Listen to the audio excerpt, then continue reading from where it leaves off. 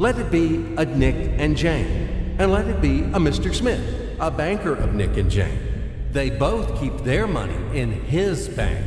That's why we use the title Mr. Smith with respect. Nick really wants to buy, well, let's say Jane's bicycle, but he has no money. More precisely, he has money, but not enough, only $10, while Jane wants $100 for her precious bicycle. That's a problem. What should Nick do? Well, this bicycle is so desirable. He gives Jane his $10 as a deposit and asks plaintively not to sell the bike to anyone. He says that he will bring the rest of the money soon. At the same time, he runs to his bank, to the respected Mr. Smith, to get a loan for the missing $90. As ill luck, Mr. Smith has no money at this moment, but he knows perfectly about $10, which Nick gave to Jane. And where will Jane bring his money to? That's right. She will put these $10 in her lovely bank to the same Mr. Smith. Therefore, Mr. Smith asks Nick to come back tomorrow in the hope that tomorrow he will get these $10. And everything happens this way. The next day, Jane brings $10 to the bank. The bank provides Nick these $10 on credit. Nick immediately gives them to Jane. She again puts them in a bank. The bank again provides Nick these $10 on credit, etc. As long as Nick the fool will gather enough money for the bicycle. Don't you get confused yet? Be patient, I told you. These demons have been trying to confuse you during 1,000 years. These damn economists and financiers.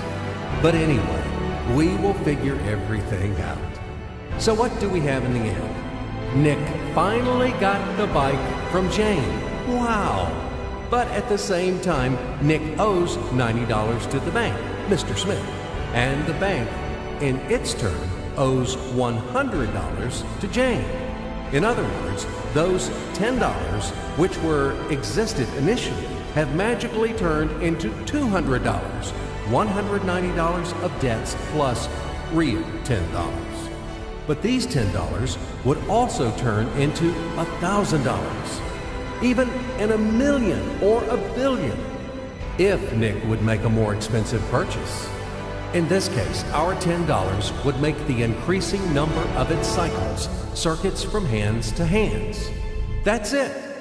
So, what happens in today's world? SOS! It appears that banks also make money out of thin air and multiply them. Not only Fed can produce money, but banks either. In short, everybody can do this, except you and me. We are not in the business at this celebration of life.